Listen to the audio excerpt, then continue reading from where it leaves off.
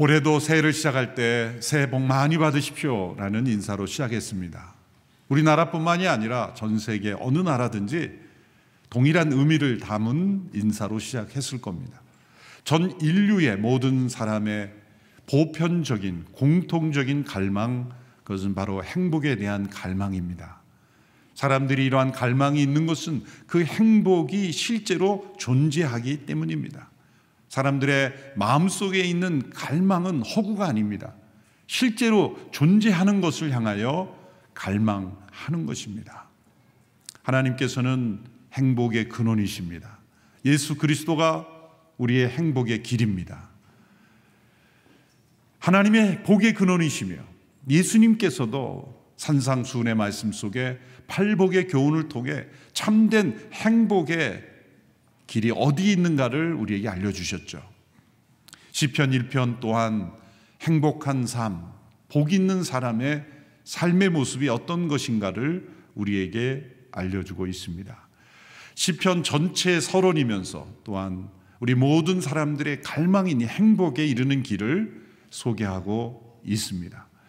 6구절밖에 되지 않지만 히브리 신학 이 시의 문학적으로는 아주 예술적인 그 문학적인 가치가 있는 그러한 단어들로 구성이 되어 있습니다. 시의 운율이나 비유나 대조, 이 시 문학적으로 완벽할 뿐만 아니라 그 메시지 또한 아주 명확하게 우리에게 전해주는 귀한 시편이죠.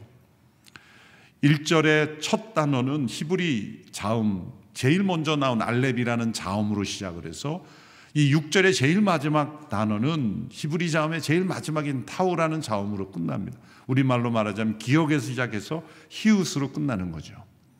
이런 시적인 운율을 맞춰갈 뿐만이 아니라 이 전체가 가지고 있는 메시지 또한 행복에 관한 아주 중요한 교훈을 우리에게 주고 있습니다. 하나님과 우리 인간과의 관계 속에서 어떠한 삶이 행복을 누리는 삶인가 우리에게 전해주고 있는 귀한 진리의 말씀입니다.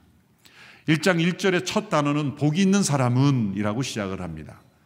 개역 개정 번역에서는 우리가 복이 있는 사람은 비슷한 번역이 되어 있지만 예수님께서 산상수훈에서 팔복을 말씀하실 때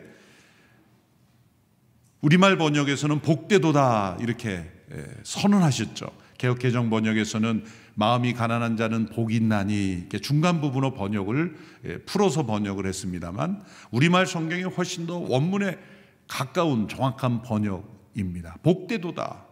시편 1편이 바로 그렇게 기록이 되어 있습니다. 우리말로는 복이 있는 사람은 이렇게 풀어서 되어 있지만 복되도다, 복되도다. 이 복에 대한 감탄사입니다.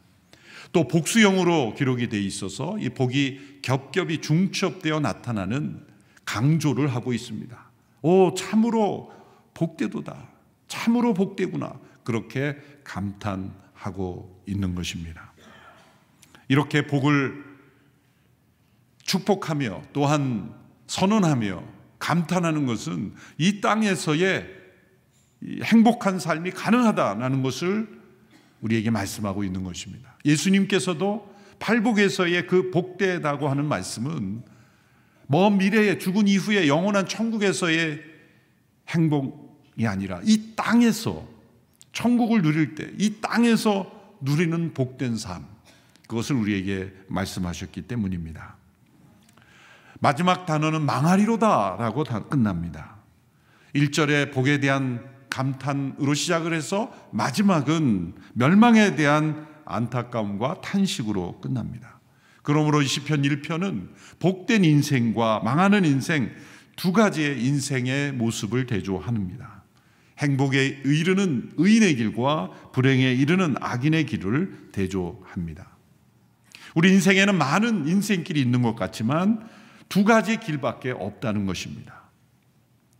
생명의 길과 죽음의 길, 축복의 길과 멸망의 길, 의인의 길과 악인의 길, 하나님의 길과 사단의 길, 아벨의 길과 가인의 길, 이 두 갈래의 길밖에 우리의 인생에는 없는 것입니다.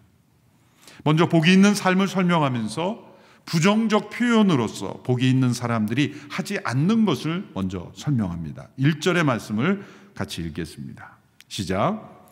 복이 있는 사람은 악한 사람들의 꾀를 따라가지 않고 죄인들의 길에 서지 않으며 남을 없이는 여기는 사람들과 자리를 함께하지 않고.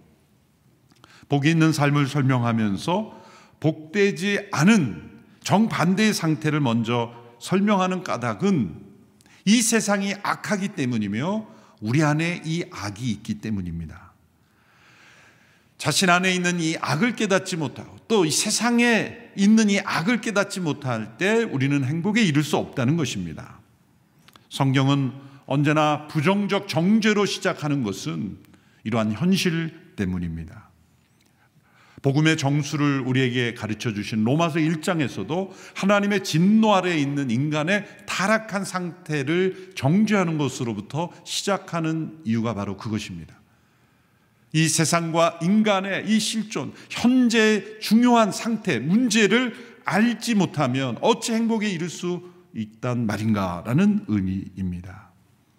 병을 고치고 건강해지기 위해서는 정확한 진단이 있어야 하는 것처럼 우리 인생과 세상에 대한 정확한 진단을 먼저 내리고 있는 것입니다.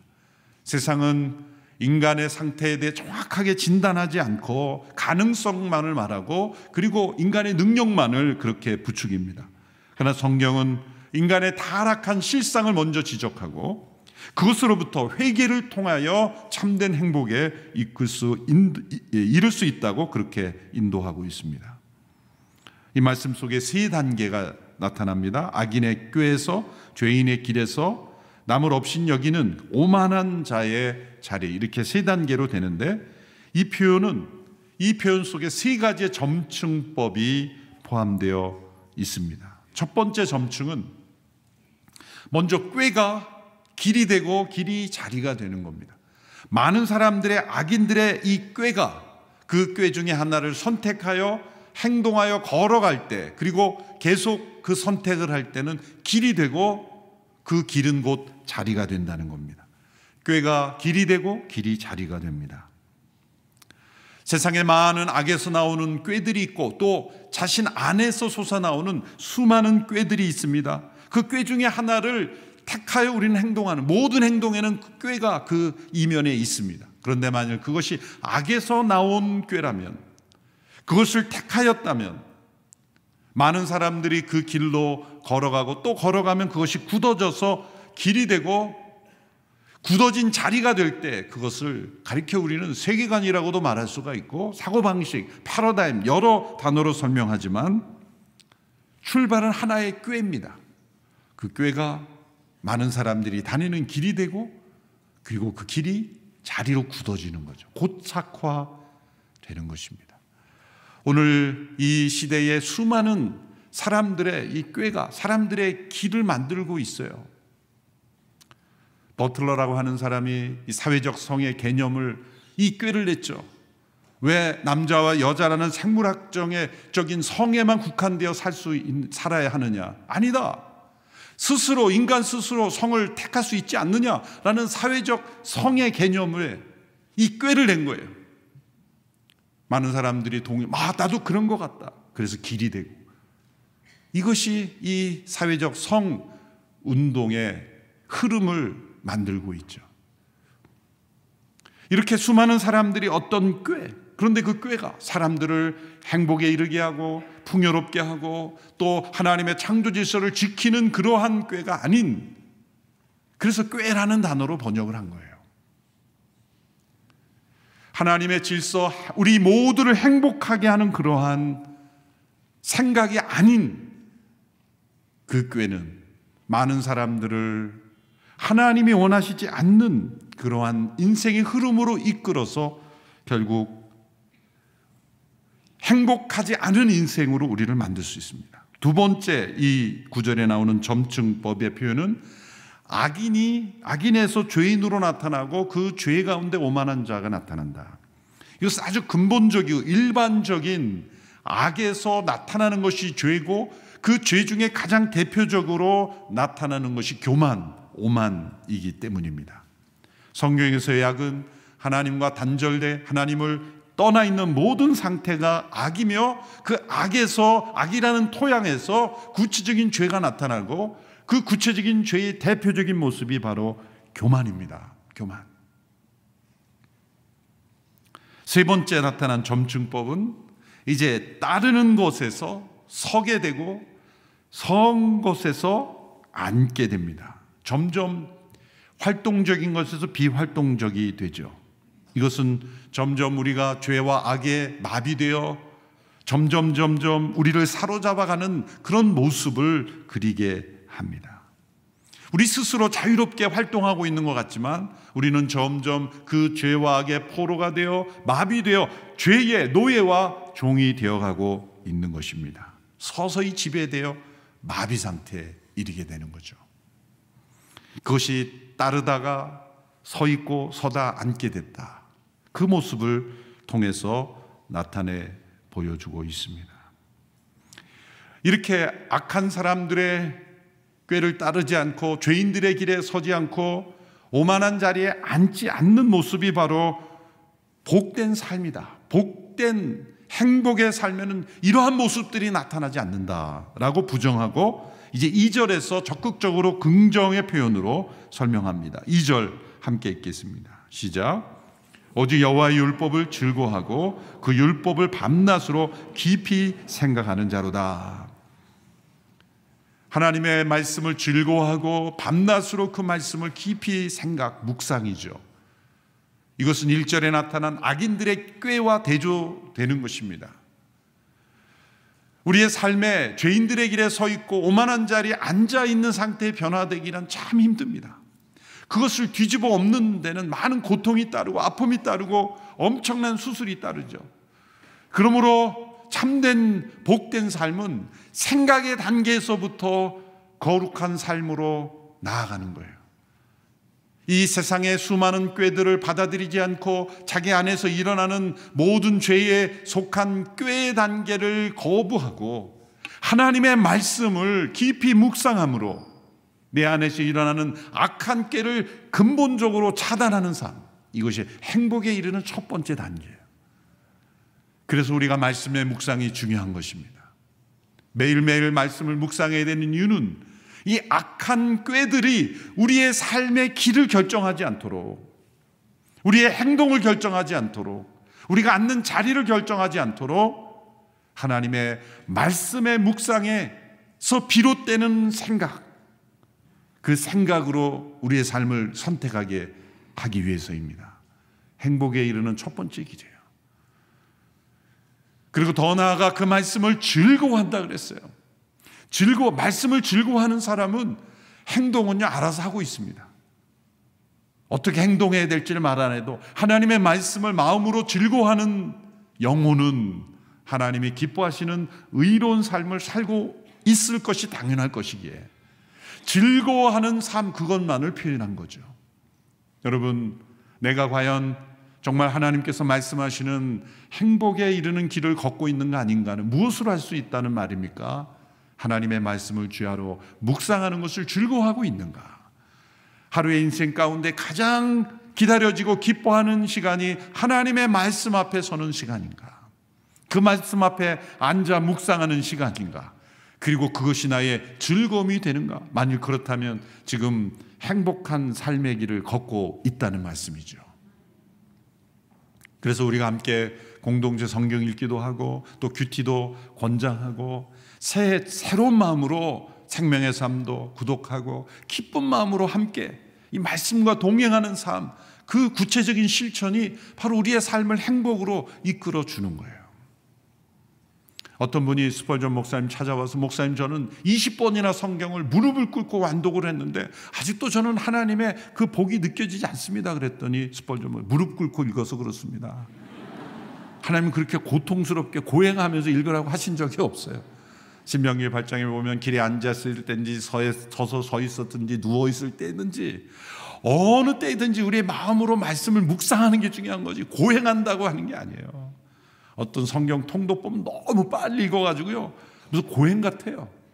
알아들을 수가 없이 해치우는 게 아닙니다. 하나님의 말씀을 깊이 생각할 수 있어야 돼요. 적절한 속도, 때로는 멈출 수 있어야 돼요. 내가 읽었다가 중요한 게 아니라 읽은 내용이 무엇인가, 그것이 묵상이고, 그리고 그래서 적절한 해설도 필요한 거예요. 그래서 가이드가 필요한 거예요. 그래서 나눔이 필요한 거예요. 나는 이렇게 깨달음이 왔는데 나누는 가운데 그거 좀 위험하다라는 그런, 때로는 그런 조언도 필요한 거예요. 잘못된 해석으로 해석할 수도 있기 때문이죠. 그런 공동체적으로 함께 말씀을 읽고 묵상할 때 놀랍게 우리가 그 말씀을 즐거워하게 됐다. 100% 행복의 길로 지금 가고 있는 거예요. 여러분, 올 한 해 하나님의 말씀을 묵상하는 것이 가장 즐거운 한 해가 되기를 축원합니다. 몇 번을 읽었는가가 중요한 게 아니에요.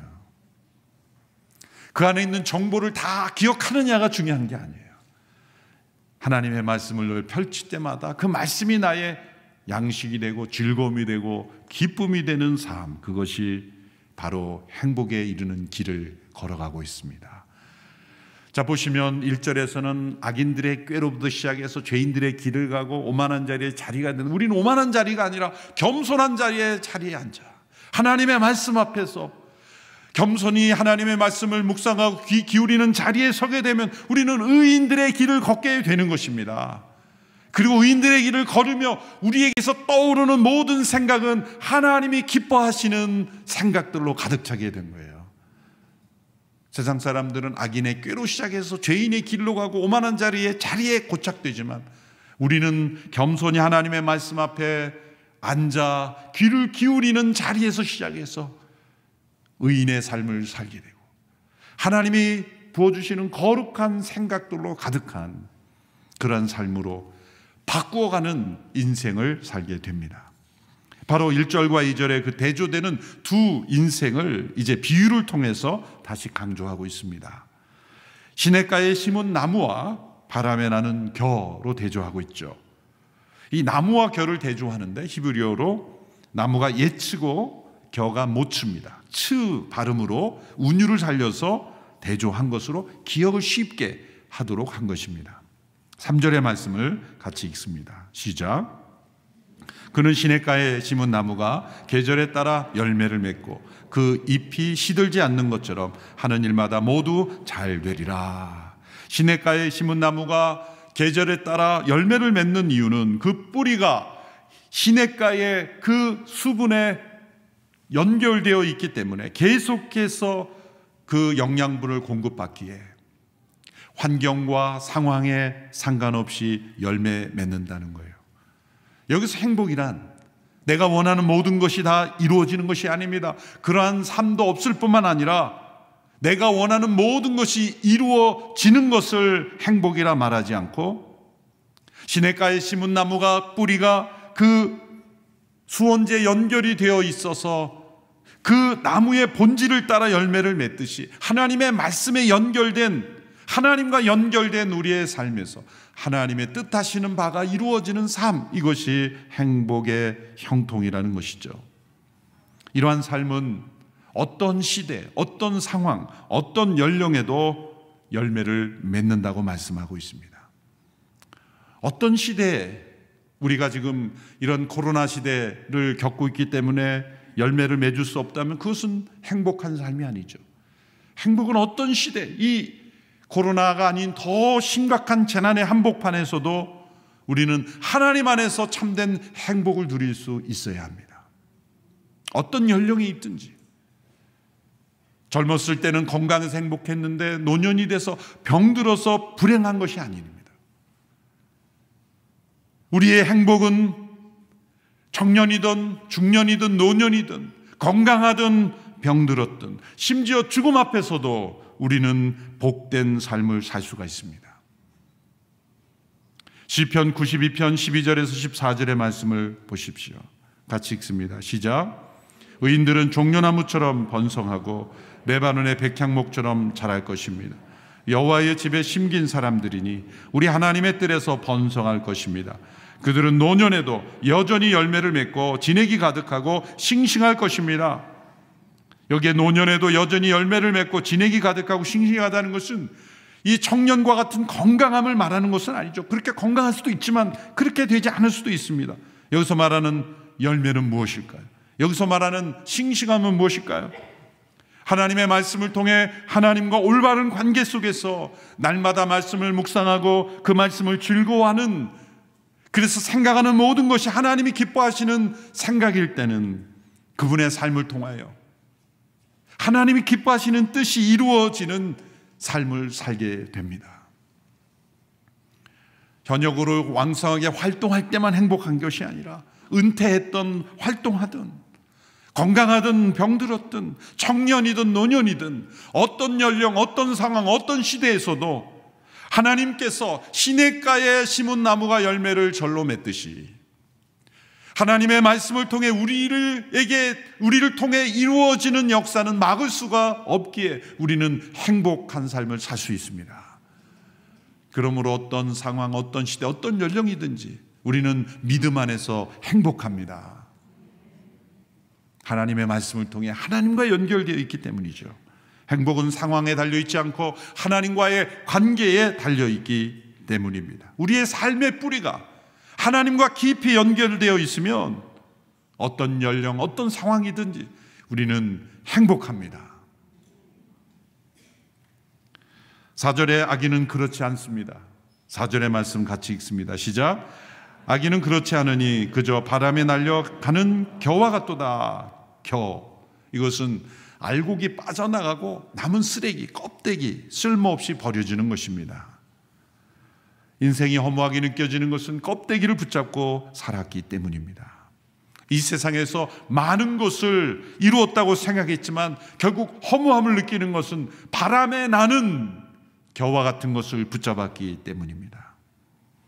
5절 6절에 가서는 이제 분위기가 바뀝니다. 1절 2절의 분위기를 보면 악인들의 꾀가 나오고 죄인들이 나오죠. 이것은 복수형을 씀으로써 이 세상에 정말 하나님 없이 살아가는 사람이 훨씬 더 많습니다. 그런데 복이 있는 사람은 단수로서 마치 이 세상에 하나님 없는 세상에 둘러싸여 있는 그런 분위기, 복 있는 사람이 소수고 다수가 다 그냥 그렇게 하나님 없이 살아가는, 죄와 벗하며 살아가는 이 세상의 한복판에 있는 것 같은 외로운 존재처럼 느껴지는 그런 분위기죠. 1절 2절의 분위기가. 그런데 5절 6절에 보면 정반대가 됩니다. 이제는 복 있는 사람이 한 사람이 아니라 의인들 복수가 되고, 이제는 의인이 악인들 틈에서 시달리는 것이 아니라 악인들이 의인들의 공동체, 의인들의 회중에 들지 못하는 거예요. 그들이 이제는 배제되는 겁니다. 역전이 일어난 거예요. 왜 이런 역전이 일어났습니까? 오늘 본문 5절 6절의 말씀을 함께 읽어보겠습니다. 시작. 그러므로 악인들은 심판을 견디지 못하며 죄인들은 의인의 모임에 참석하지 못하리라. 의인의 길은 여호와께서 보호하시나 악인의 길은 망하리라. 심판이 있기 때문입니다. 이러한 역전이 일어난 것은 하나님께서 우리의 인생을 심판하시기 때문입니다. 인생은 죽음으로 끝나지 않습니다. 우리가 이 땅 가운데 자유의지를 가지고 자유롭게 살아간 만큼 우리는 심판을 받아야 합니다. 사람들이 죽음을 왜 두려워할까요? 우리의 몸이 멈추는 것을 두려워하는 게 아닙니다. 우리의 영혼이 죽음 너머에 있는 심판을 두려워하는 겁니다. 그 심판을 외면하게 하기 위해서 수많은 철학자, 종교가들은 다른 단어를 써서 윤회로도 설명을 하고 또 다른 어떤 존재가 된다고도 하고 또 수많은 어떤 무의 세계라고 말하고 마치 죽음의 이후의 세계가 존재하지 않는 것처럼 그렇게 감추려고 하지만 성경은 말씀합니다. 성경의 진리는 사실입니다. 죽는 것이 정해져 있고 한 번 죽는 것은 인간에게 정해진 것인데 그 후에는 심판이 있으리니 이 심판 때문에 두려운 겁니다. 그러면 참으로 행복한 사람은 누구입니까? 행복에 이르는 길을 걷는 사람이 누구입니까? 심판이 두렵지 않은 사람이에요. 심판을 견딜 수 있는 사람입니다. 그럼 우리가 이 땅에서 의로운 우리 스스로 살아온 인생의 선함과 의로움으로 그 심판을 견딜 수 있습니까? 없습니다. 불가능합니다. 그 심판을 견디도록 우리에게 오신 분이 예수 그리스도이십니다. 그분이 우리를 대신한 십자가에서 우리의 모든 죄와 허물을 용서하시며 그분의 의로움을 우리에게 더듬혀 주셨기에 우리는 예수 그리스도의 이름과 그분의 공로로 심판을 견디는 자가 된 거예요. 그래서 우리는 죽음이 두렵지 않습니다. 그리고 죽음의 계절 앞에서도 우리는 행복할 수 있습니다. 우리 인생의 모든 시절, 어린 시절, 청년 시절, 중년의 시절, 노년의 시절, 그리고 마지막 하나 덧붙인다면 죽음의 시절. 그 기간이 어떤 분에게는 짧고 어떤 분들에게는 길지 모르지만 우리가 선택하지 않은 그때에 죽음의 계절을 옵니다. 그 죽음의 계절에서도 행복할 수 있다고 고백하면 그분 정말 행복한 사람이에요. 이 땅 가운데 모든 것을 누린 삶이 있지만 마지막 죽음의 계절에서 열매를 맺지 못한다면 불행한 인생이죠.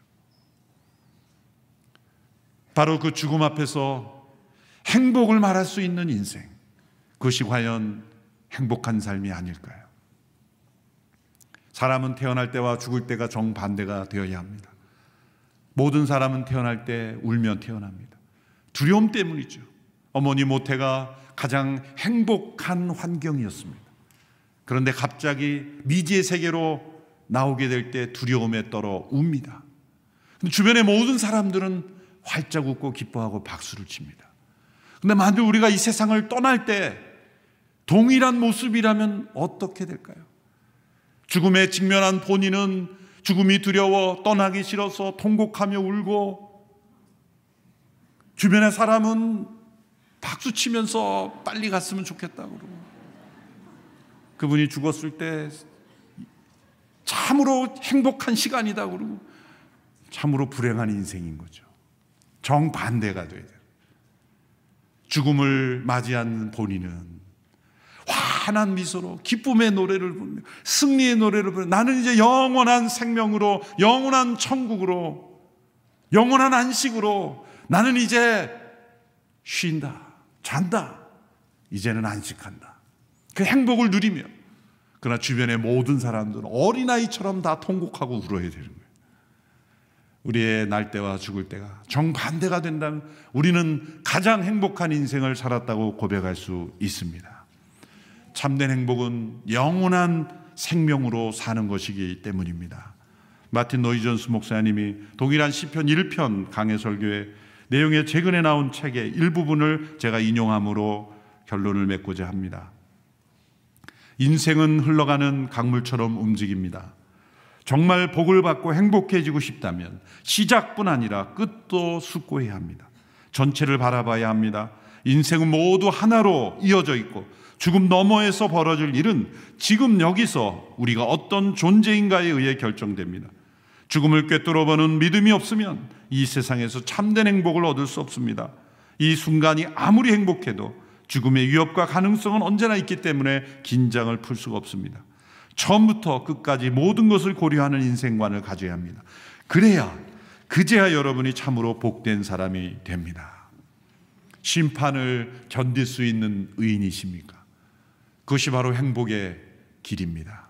예수 그리스도 안에서 우리는 심판을 견디는 의인의 공동체에 포함이 됐다면 우리는 이 땅 가운데 어떤 상황, 어떤 계절, 심지어 죽음의 계절 앞에서도 나는 복되다, 이렇게 고백할 수 있는 축복의 사람이 될 줄로 믿습니다. 2022년 한 해 참 행복한 한 해 되시기를 주님의 이름으로 축원합니다. 기도하겠습니다. 하나님 아버지, 행복에 이르는 삶으로 우리를 인도하시니 감사합니다. 이 땅의 세상의 복이 아닌 하늘의 복, 예수 그리스도 안에서 영원한 생명의 복으로 이 땅의 모든 헛된 악으로 나오는 깨와 죄인의 길을 내버리고 믿음으로 살아가는 저희들이 되게 하여 주옵소서. 예수님의 이름으로 기도하옵나이다. 아멘.